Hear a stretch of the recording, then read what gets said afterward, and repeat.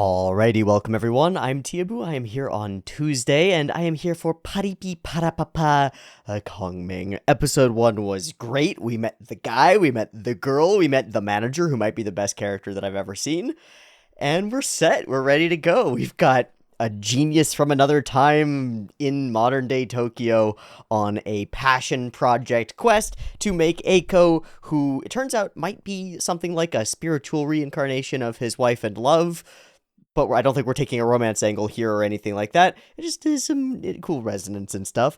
A bunch of stuff that a bunch of people who are going to know stuff about the Three Kingdoms will know, which I don't, which is going to be great because you guys can tell me all the little bits and details and historical intricacies in the comments, which people have already been doing, and that's super great.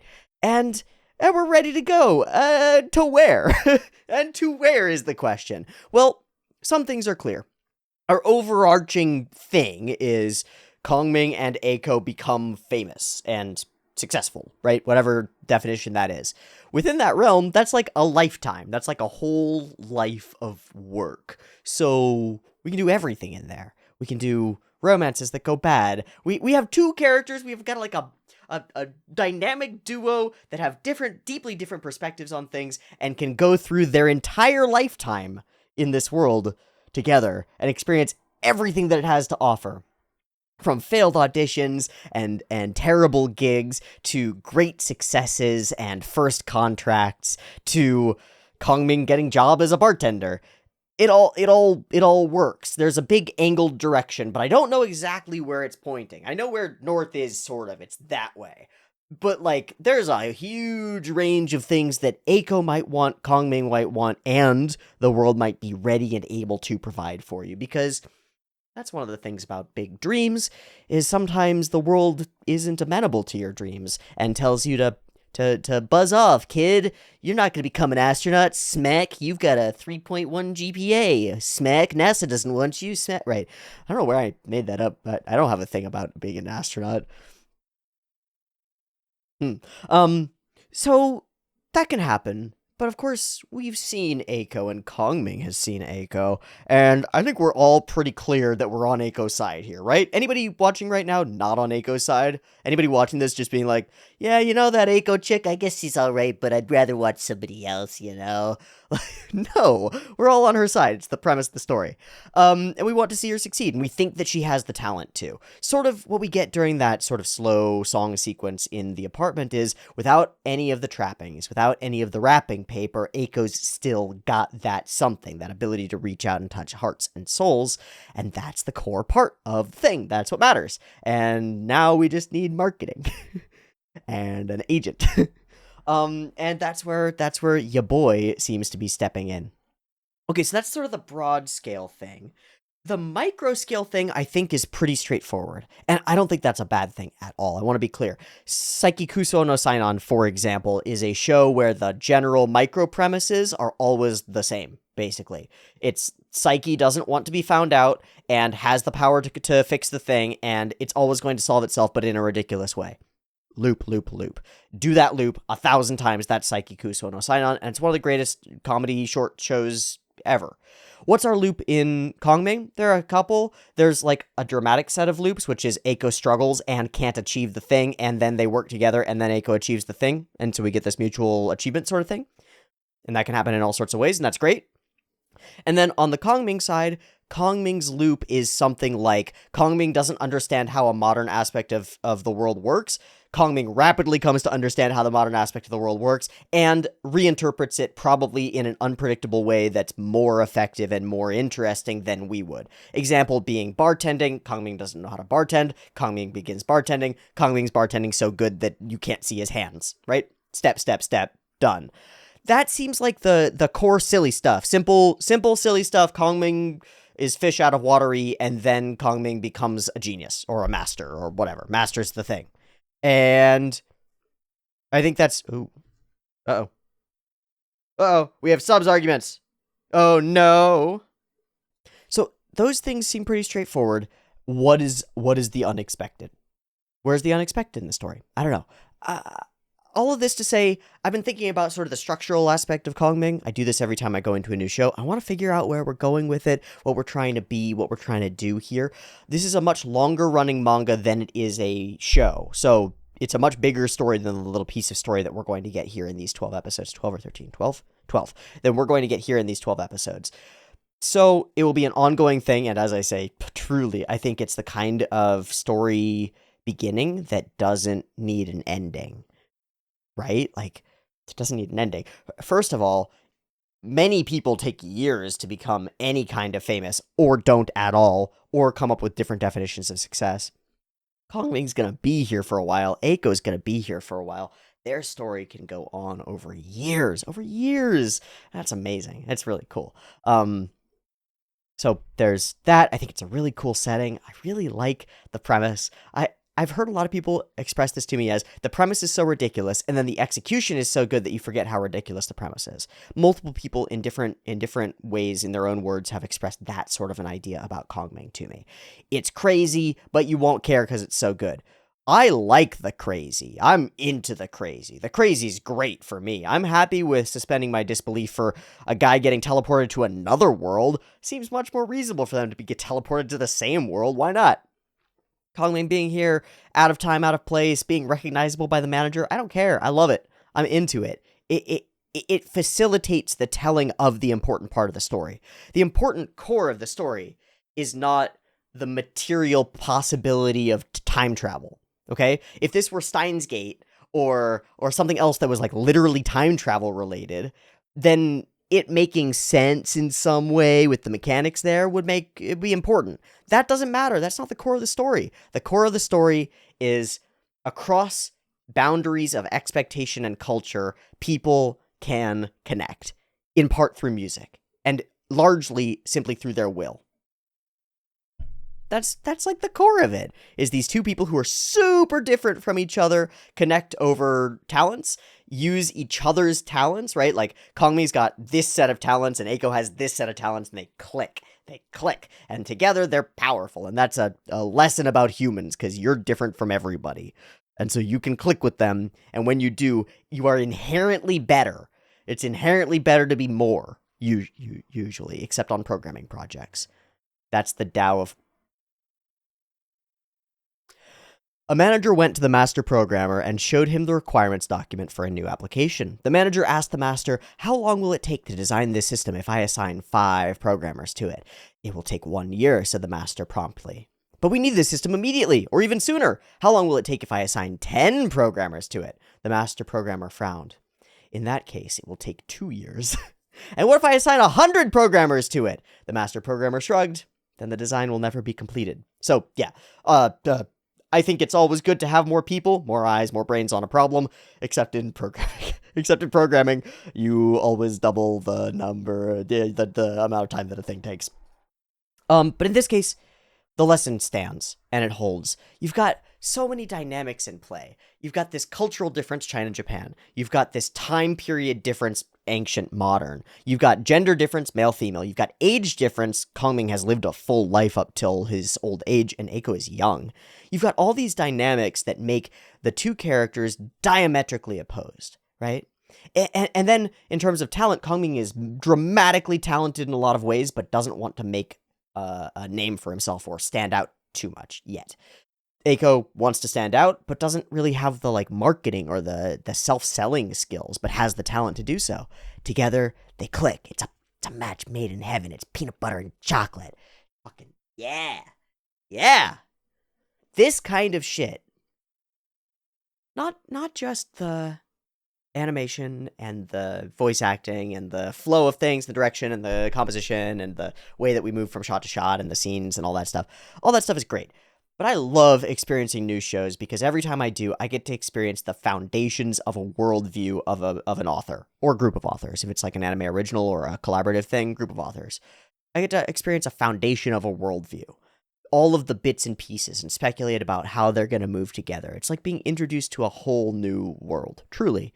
And then getting to try to figure it out, trying to understand what we're going for here, what it's already got here, and just sort of spending some time to scratch my head and look at it and think about the marble. Weird to say it that way.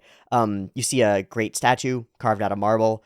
You spend a lot of time thinking about the shape of the statue and what it actually depicts and the physical thing that's there. But a sculptor spends a lot of time thinking about the marble. Because you go and you look at the marble that the David is carved out of, and there are choices made in the carving based on the nature of the underlying substructure, the, like, worldview, what exists, what is. And the worldview in Kongming is something like the right amalgamation of talent and willpower enables you to achieve anything. That's the idea. It's something like that. At the very heart, at the very core, unspoken, unsaid, just the deep story that gets, like, washed over you, unconsciously sinks into the back of your mind is, man, if only I had the guts to be like Kongming, maybe I could. Man, if only I could work with somebody and find my version of that, then I could, and we could.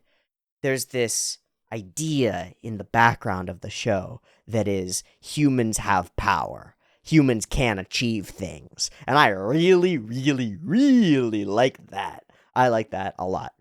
It's kind of part and parcel to almost all of the little representations of other shows that I've got back here. Especially the one right here up in the front, Sympho Gear. Go watch Sympho Gear after you watch the Kongming episode. Okay, I'm blathering. That's fine.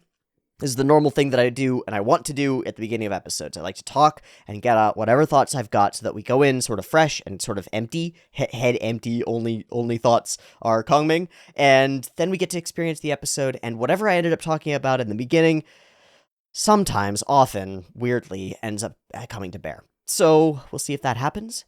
For now, I think I'll just leave off and let y'all go. Let me see if the discussion debate in my Discord over subs has evolved in any interesting directions. Okay, I'm going to stick with the Mott Bob subs for now. So I'll just catch you up. I was recommended a different set of subs than the ones that I already had. And then immediately somebody else was like, actually, I wouldn't recommend those subs at all. So I had spent the last half hour downloading the episode with the new subs that had been recommended, and then somebody else was like, please don't use those.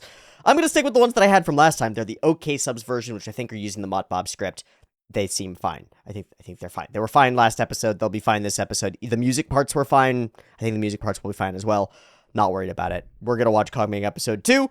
I've heard a lot about the OP, and I think we get it in this episode, because we usually get it in episode 2s.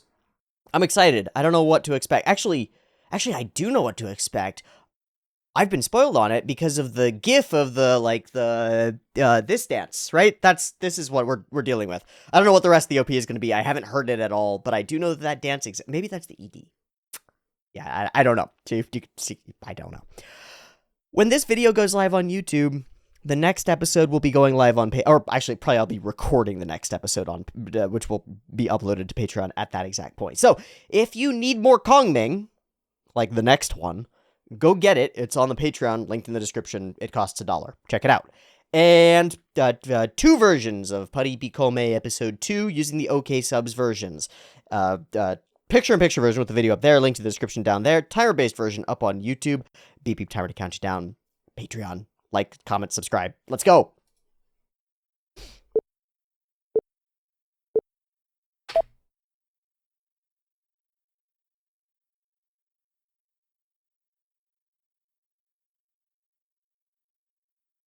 I wonder if we're going to do one of these every time, or if this is just for Ep 2. This is cold brew tea. This is from Hario. They're great.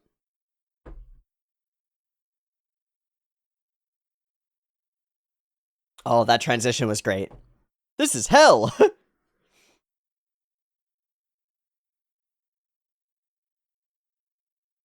Utahime. I really love Utahime as an idea. Because it's songstress, but it's actually Princess of Song. No! Never give up. Never surrender! By Grabthar's Hammer. Oh, this is it! Hey, like Bochi. So many dress-ups. Oh, okay, I see. Oh shit, okay.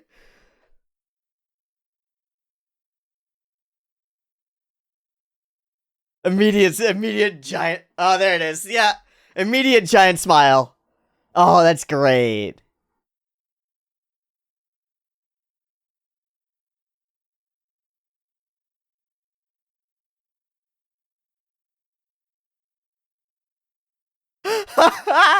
Oh, that's awesome.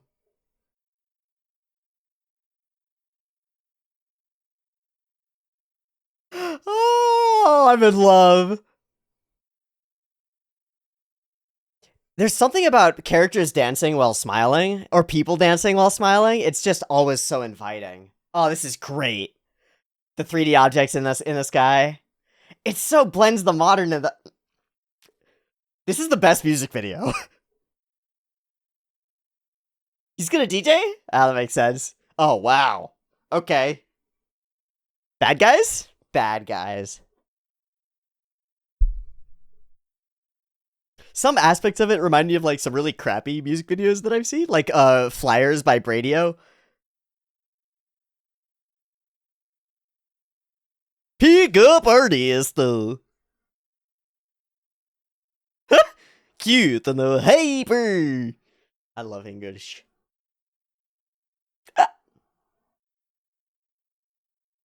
The little bits of tech. Oh, what a good transition. What a good start to the day. Yeah, running. Morning workouts are great. Hey, what the fuck? Scared of the fish.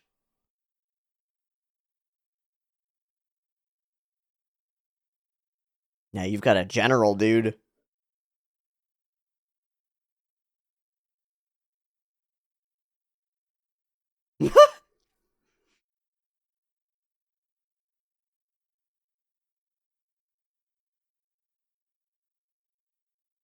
What do? How achieve? Please. More followers. 1,000. Ah. Voicel. Wow.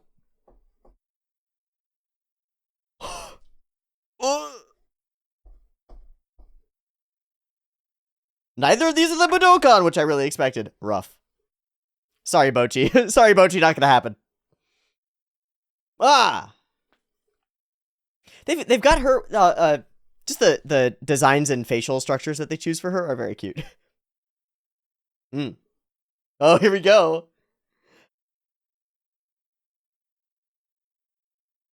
Can almost get more. Oh.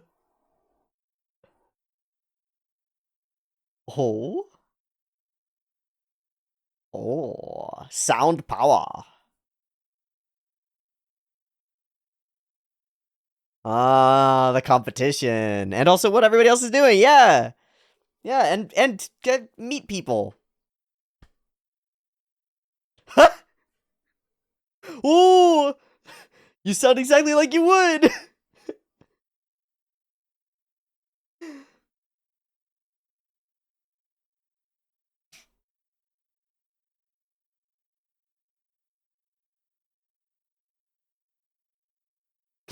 I mean, I guess.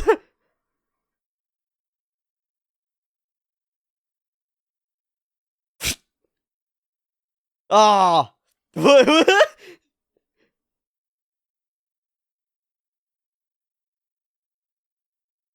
Hmm. So we're gonna talk about E.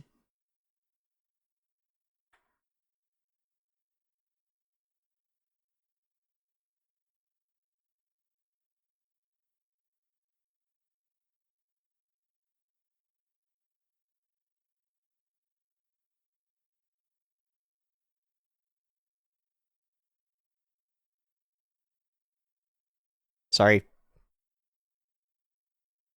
There we go.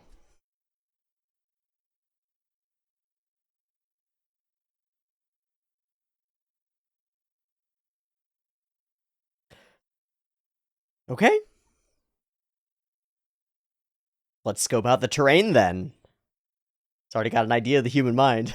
You gotta get him some swanky clothes.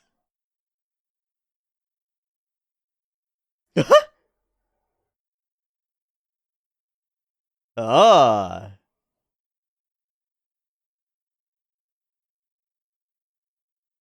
Can't leave the fan. Gotta gesture with it.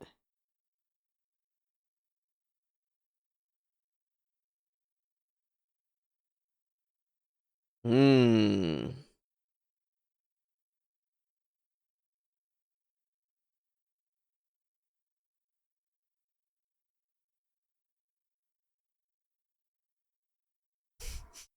Killing it.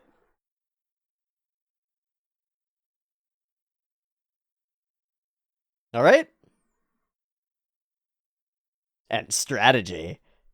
Come on! Hell yeah! What a party! What a great venue! Red. Yay! Peace, peace! Okay, let's see if they bring the Sakuga oomph for this. I don't know if we will.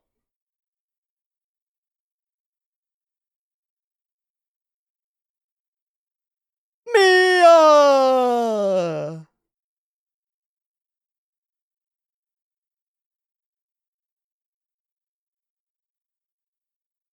Husky voice and attitude toward life.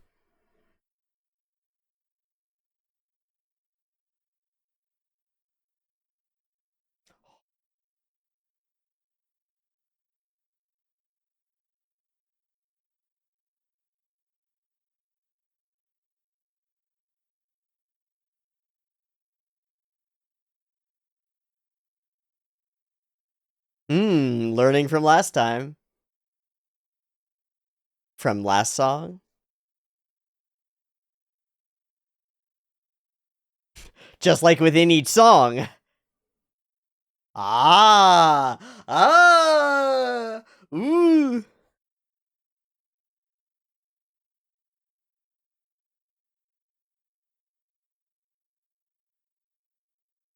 Oh, he's read through it. Wow.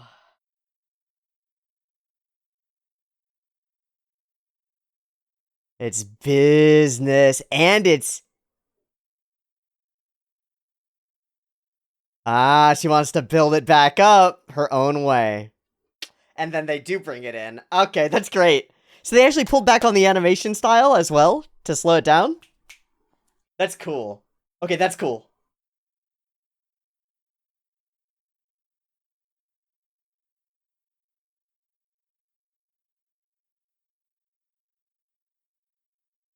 And they studied dancers too. They did the work. They did the work! It's pretty great.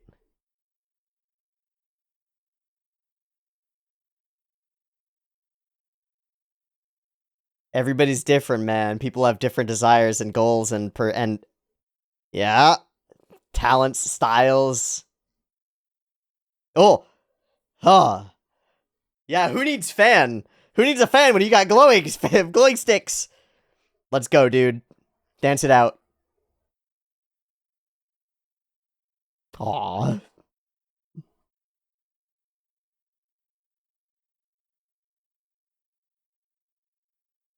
We shall see. Huh? Over there, where she is. It's so easy to talk to people at small venues. It's so easy. It's so much harder when there's a manager there. Get lost. Smash. Huh? Hi. Huh? Does she know who Koumei is? Is she hiding behind him? Ah. Oh, the huge metal! Alright, that's more like what I'm used to. Okay, yeah, I get it. Okay. Or wait, is she gonna be interested?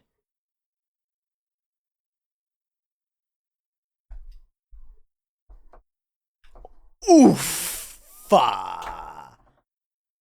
Wait. Holy shit, is she gonna tweet her? Oh my god, no way. No, no, no, no, no, no, no, no, no, no, no, no, no.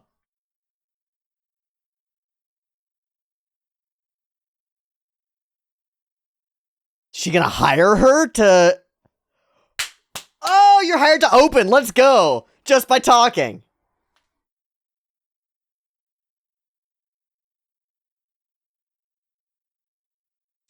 You're this guy. Well, you know, he's from thousands of years ago. Whatever.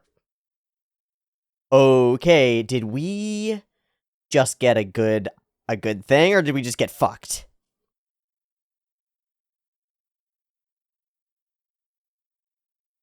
No, we didn't get fucked.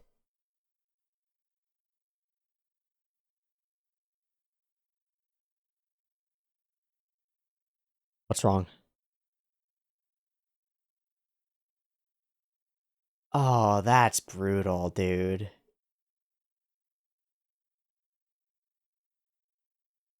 It's a what? A distraction? I think she's trying to crush you. Eiko, you just met an enemy, dude. Yeah, to win a battle. But you're in a battle now.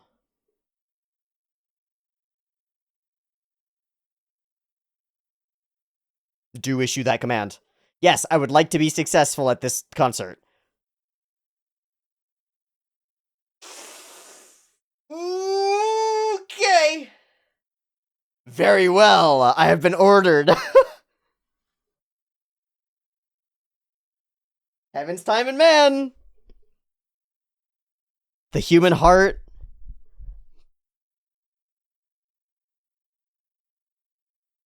Nah, dude.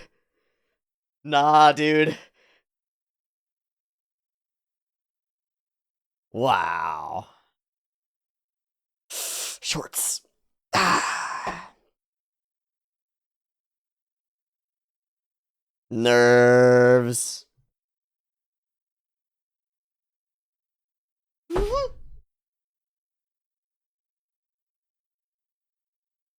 He's integrated with phones. No!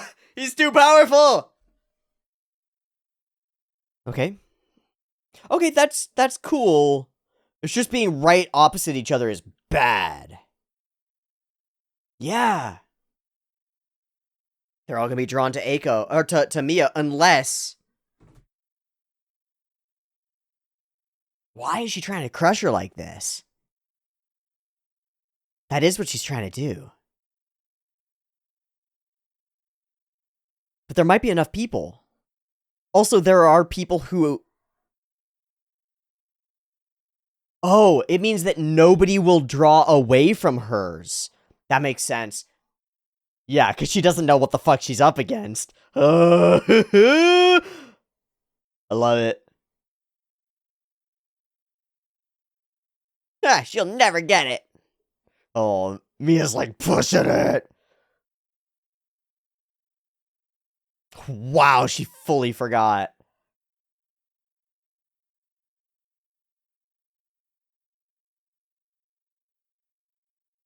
Good job.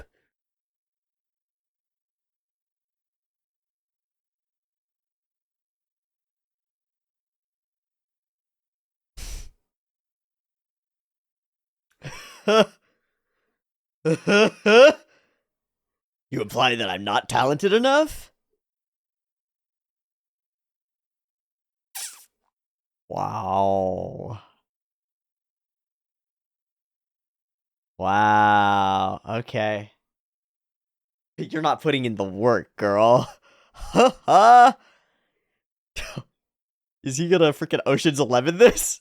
It feels like he's gonna Ocean's 11 this.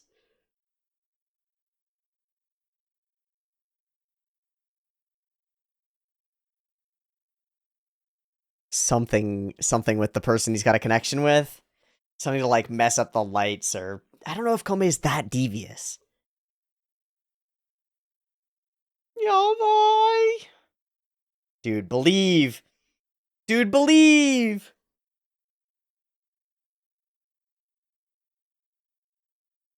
Hold it together.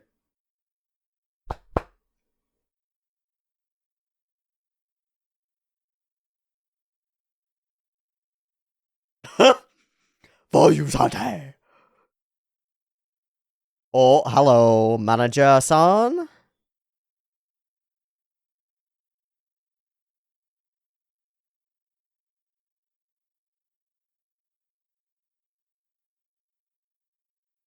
Just waiting for the lights to drop or something, but I was wrong. Okay. No! Oh!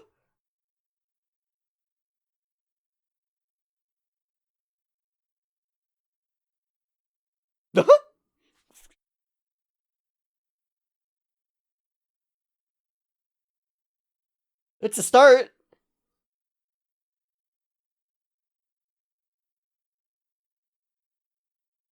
Oh, what's the next part of the plan? Yeah, but that's, we're not done here. It's Koumei. You losing faith too, manager son?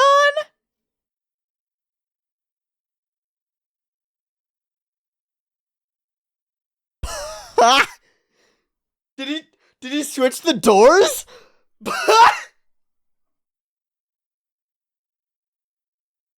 Good. Every person who goes to the bathroom gets stuck. Accidentally goes down the stairs. Oh. Hey, why are people leaving? They're just going to the bathroom. They're just going to the bathroom and they're gonna leave the bathroom and come out to his to hers. Hey, weird.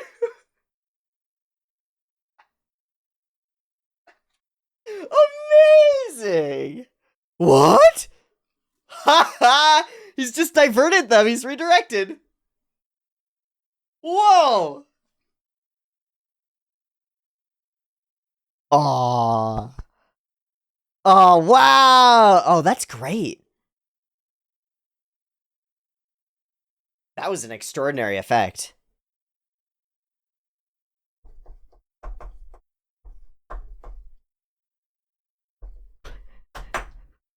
That's devious. They can't. They're trapped. It's like you walk out one door and you walk in the other. It's JoJo's. Awesome.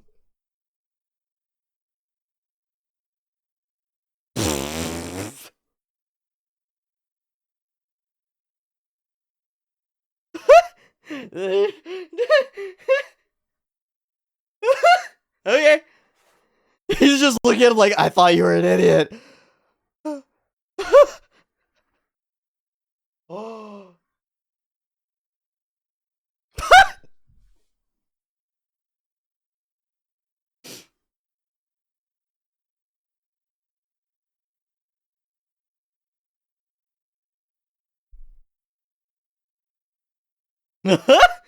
Subliminal messaging.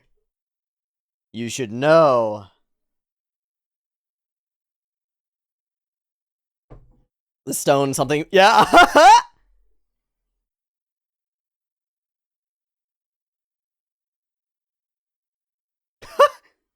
Awesome.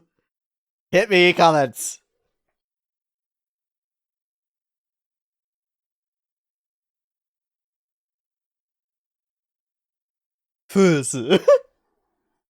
Koumei. Yeah, you're the real deal, buddy. Eiko grabs their hearts. That's great. And he gives the credit to the lady. Yeah, you do. Yeah, you do.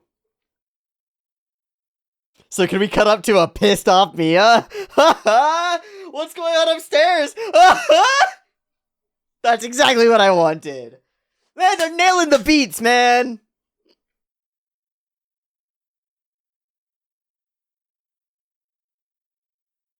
They got lost in the bathroom, and also there's this really cool girl singing. Oh, we have an enemy now.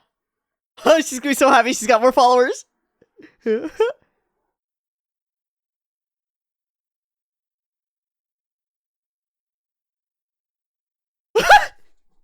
Please. Please. Ooh, follow, follow. Ooh, oh, insta, pinsta. Oh my god, doubled up. Let's go. Tripled up. Woo! That 1,000 mark is going fast. Oh, I'm so happy. This is cute. This is cute. God, that was so good, right? That was nice. That was a nice episode of anime.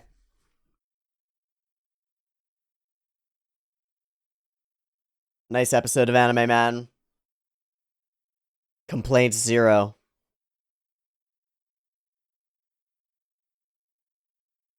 Yeah, they're gonna be around for the whole time, huh? They showed up in the OP, too. Haven't met that guy yet. Oh, he's gonna be a super fan, though. Head of the fan club?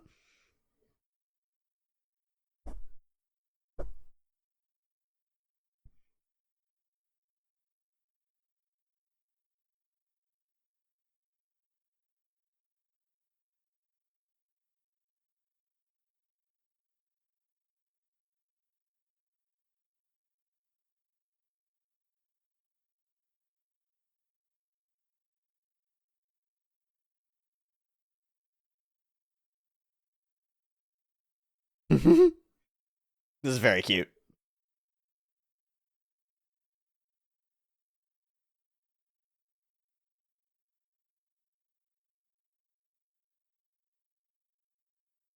Okay, there's a chunk here. Oh, there's an after credits. Oh, yeah. Oh. Just the world changes. Ugh. Oh, that is actually a problem. You should turn those off. Yeah. Yeah, yeah.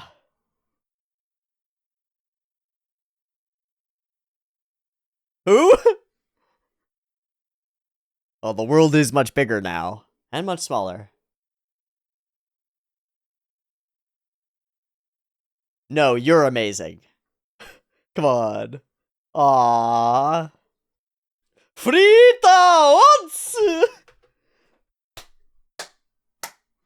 I'm blown away. That was...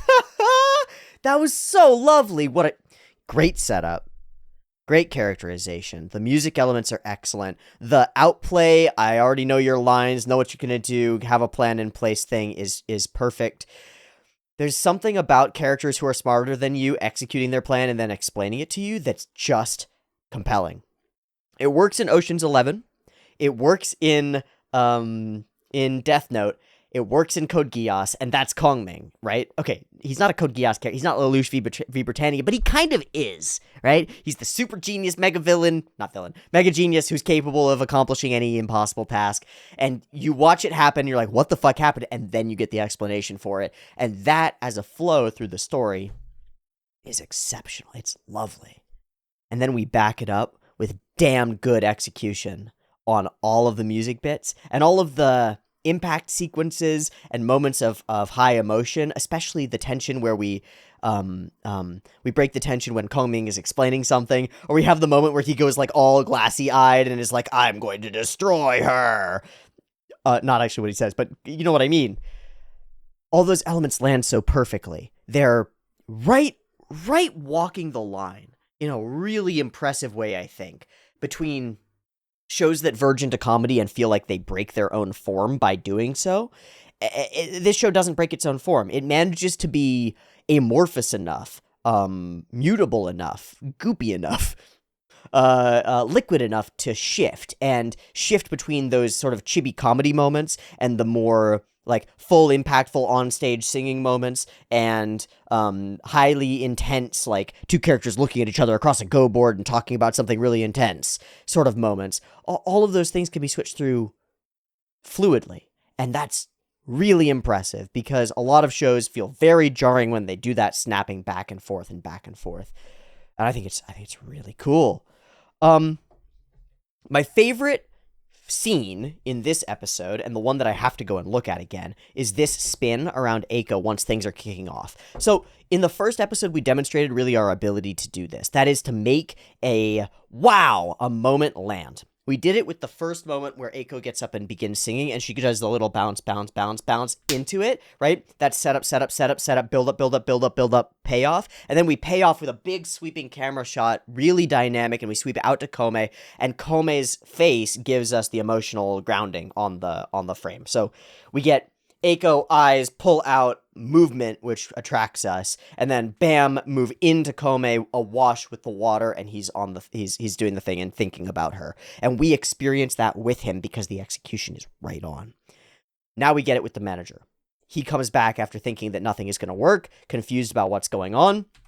What's going on out here? This is crazy. This is crazy. What the hell? What the hell? And we turn to, and we get a couple of lines from Eiko. Oh my god, they're all listening to my song. It's all going so well. And these are just stills, right? As we hold, but we keep the energy going with these little speed lines on the bottom, right? We're still moving, we're still in motion, but we don't have to animate it. We're still and we're slow. And what we're really doing is the same thing that was discussed in the beginning of the episode with BPM and tension building, is dropping it and bringing it back up, and dropping it and bringing it back up, or however you want to see it. If you want to see it as like raising the tension and then dropping the bass, you can see it that way too. But it's a part and parcel to music, it's a part and parcel to all forms of stage performance, and it's part and parcel to the flow, timing, and pacing of anime. We have 20 minutes, 24 minutes, let's say. That is a 10x of a song. A song is like 2 minutes, 3 minutes, right? You got 10 times that length, and over that time, you've got to do 10 times as many ups and downs, or they have to be spread out differently or whatever. So here's a down, right? And this is all a down, really. We slow down a bunch. We've got some chaos, some like anger, some tension around, God, this character, he's not doing the thing that he's supposed to do, right? Up here on the other stage. And then we've got this sort of slowdown as we're in the bathroom, and it's just like being in a bathroom at a real venue. You can hear the music going in the background, but it's quieted down, and you're isolated, and it's calmer, right? And we slow build back up a little bit as we see other people move in, and then he moves out, and it's like, whoa, what is this? Surprising. And the bass is kicking in, right? And she's building up, she's getting happy, and the speed lines are going, and we're maintaining that tension. We know that it's still going. It's like the beat continuing in the back of the thing, or the little bit of the melody continuing in the back of the thing. And then it builds to a climax, and we hit with a very impressive high-speed piece of animation.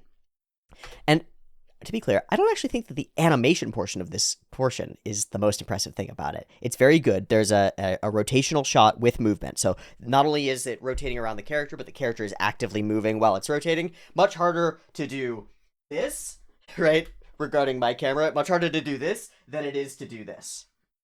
Way easier to do this. If you're just static and I'm rotating around you, no problem. If you're moving and I'm rotating around you, I gotta do a lot more math. I gotta do a lot more thinking. I don't think it's the actual animation on her, it's the excellence, and I think it's excellent, of the placement of the foreground element. And the framing of the stage. I'm not sure how it was done, whether it was 3D or digital background, and that's why I want to look at it. So, here we go. We whip into it. Yeah, and again, oh man. So this is a stylistic tendency that I just picked up on, and I just want to mention it. This pulling way out from the character super fast. Deep, hyper close-up, pulled to way out from the character extremely quickly. It's not super common. Where I actually see it really commonly, I'm going to have to pull up to show you, just to demonstrate. And I run a little bit of a risk by doing this, but it's worth it. So it's just going to be the first seconds of this, because it's actually quite dangerous for me to put this up. Does this show up? That does. Okay. This is the first seconds of the transformation sequence for the Yellow Precure and Heartcatch Precure. This is by Naotoshi Shido, one of the best henshin artists, period. For seconds, bam! We go from 0, like really in close, to way out. That's a Shida-ism, okay? Let me find you a second one. So it's a little bit different, but similarly, I see this as in the same line. We have this slow down, slow down, slow down, slow down, and then we pick up with a lot of camera motion. Okay, it's very different from the pulling out directly, but it does a lot of the same sort of thing. This is probably my favorite Precure henshin, is Kirara's. But here we get this pull out here. It's a lot different, though. Okay, cool.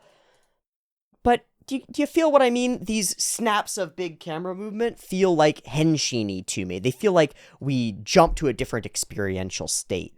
And that's correct. That's what I want from this experience of walking in and seeing Eiko oomph.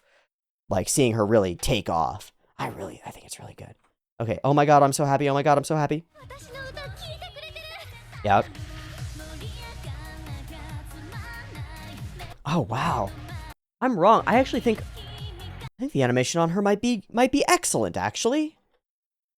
I was just blown away by the 3D work. So the foreground objects, the people, are like kind of like nothing I've ever seen. The stage is kind of perfect, and it doesn't even look digitally done. And then she moves throughout this correctly.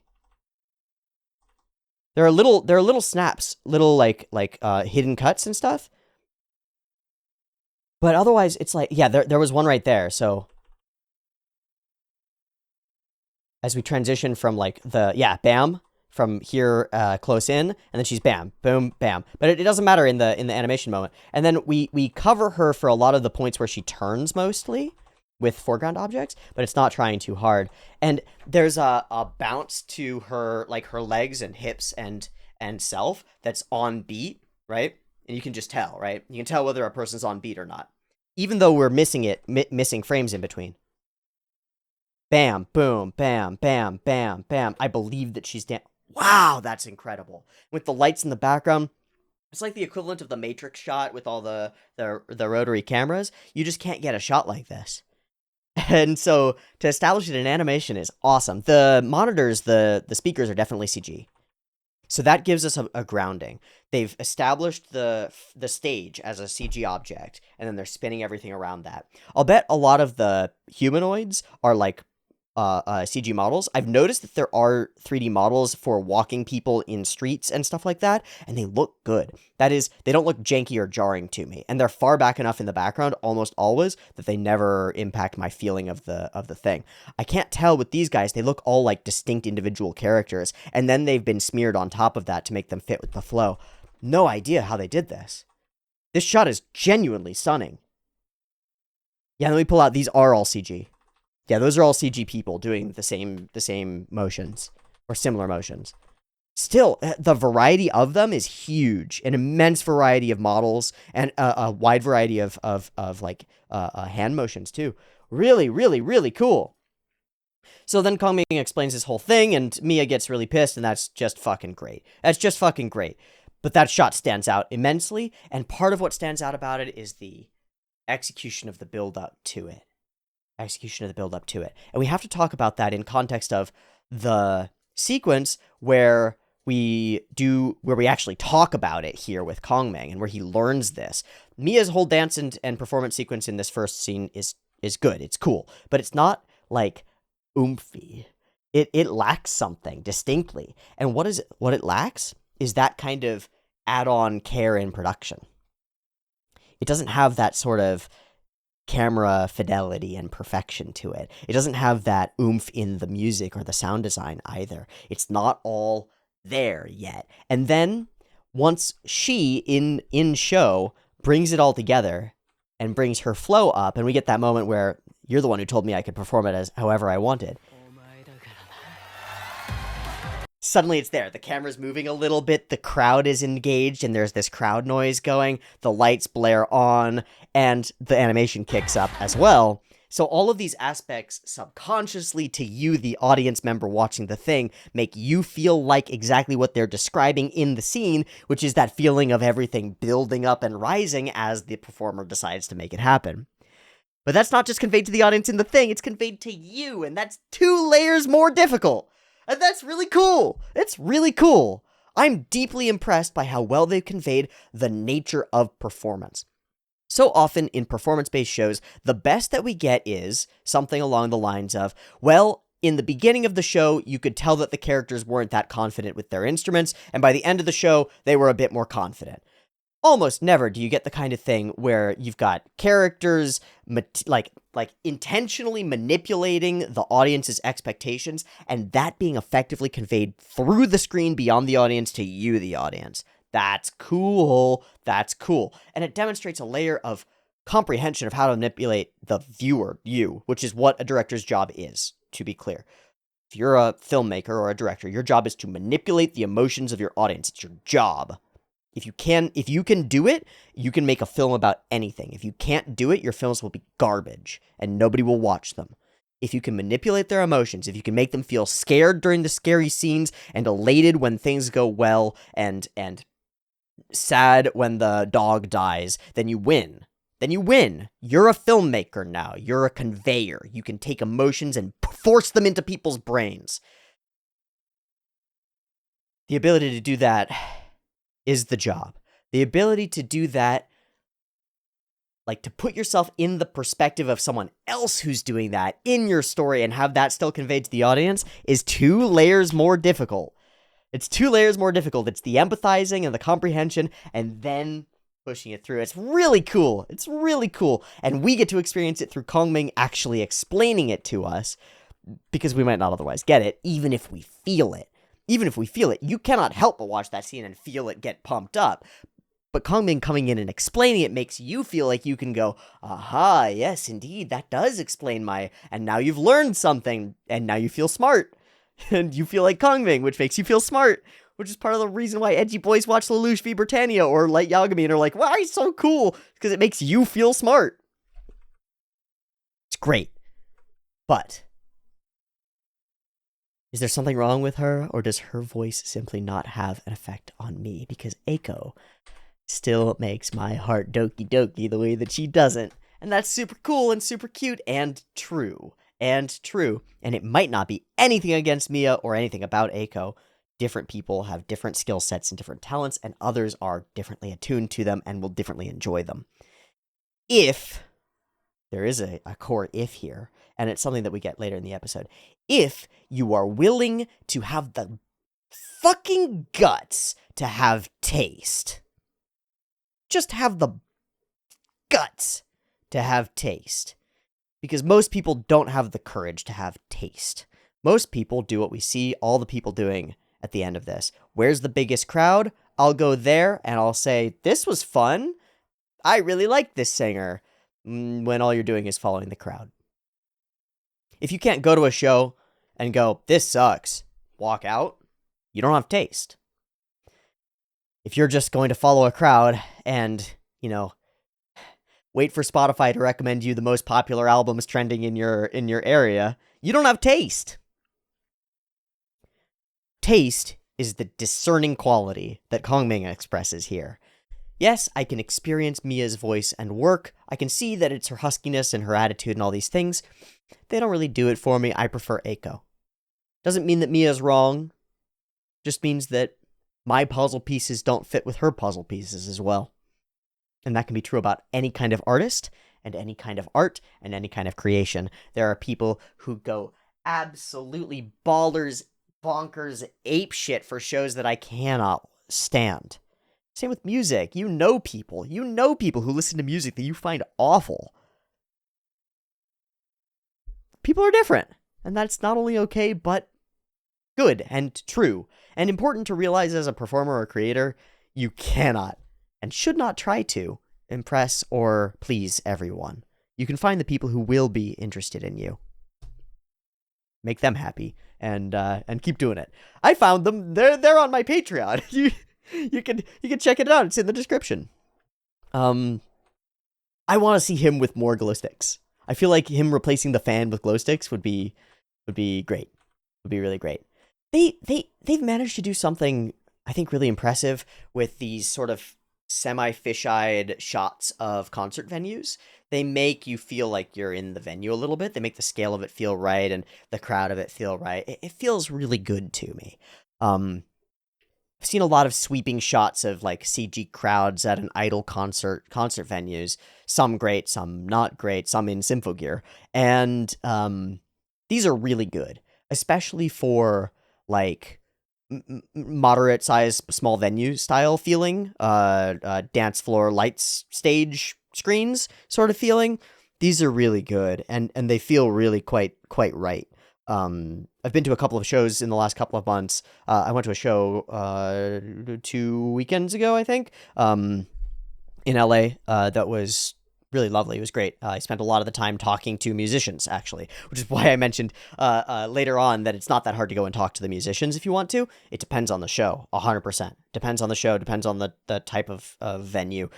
A lot of the venues that I was at, there was no green room or whatever, or the green room was like open and to the side. And mostly the musicians were out smoking cigarettes on the porch or outside the bar or having drinks or whatever. So I just went up and I was like talking to them. One of the things that I did was I asked the musicians who had just been playing, who were opening for the main headliners. I went and I asked them what their favorite venues in the city to play at were. And I got a list of like 12. I got a list of like 12 cool venues that I didn't know about. So if you ever, this is just a recommendation, if you ever move to a city and you want to get invested in the arts culture or the culture of the thing, go to a concert, like a small concert, small venue, like a bar concert, and then ask one of the people playing there who probably plays every week at a different venue or twice a week at different venues. Ask one of the working musicians there, hey, where are your favorite places to play? And you will at the very least get a couple of answers for cool places where the actual musicians like to play. Because if the musicians like playing there, you can bet it's a cool venue. You can bet it's probably a pretty cool venue. Anyway, I just had that idea and I wanted to share it. This feels correct to me. The venues feel really good, and I like the whole aspect of it. I like the music industry. Well, okay, let me rephrase that. I don't necessarily like the music industry. I like musicians, and I like concerts, and they're really fun. And I highly recommend that you go to more of them, because they are really, really quite fun. Ah, what a blast. And he's just totally nonplussed, decides to just go out to the door. Who's gonna stop you? What's the worst that can happen here? Security comes and takes you away. That's actually the worst that can happen. But if you're just knocking on if you're not trying to sneak in, you're not trying to break the door down, like, oh my god, Mia, I'm a crazy fan. They're gonna be like, yeah, sorry, Mia's not taking fans right now, peace. Have a sticker, right? Like, it's gonna be fine. What do you lose from asking? What do you lose? Nothing. And he didn't even ask. That's the cool thing. And I guess what he didn't ask for was eventually a poisoned gift, because the gift of inviting her to the other venue was poisonous. But it ended up working because Kongming is so good at flipping things. That ends up being pretty cool. I feel like Mia is a minor villain, like not really gonna be important as we move forward. I don't see her mattering too much. What's small time? Take some freaking voice lessons, dude. Jeez, please, take some voice lessons. The whole plot strategy is great.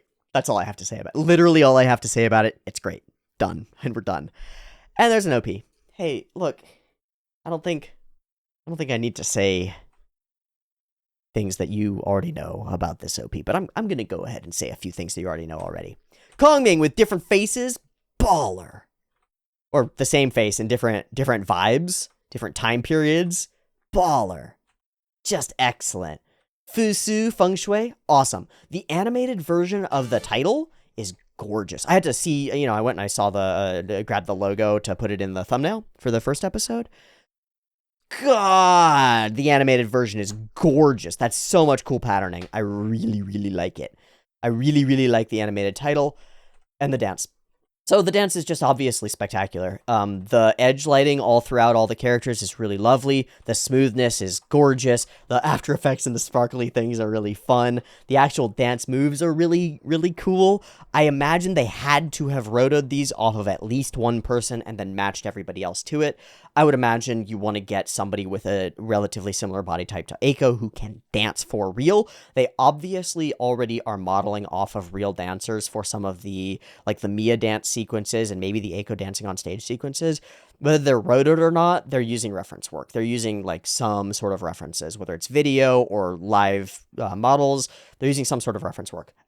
It's great. Every bit of it is really cool. They're so smooth in their moves. All the fun visuals I think are really lovely. I like the little sparkle ins for all these things. I got no complaints about this, man. There's a reason that this meme took off, and it's really cool. There's something about just the sort of chilled out kind of dance to it. Makes you want to groove, and it hits the beat on the thing. The song itself is so deeply catchy. It's gonna be stuck in my head next week.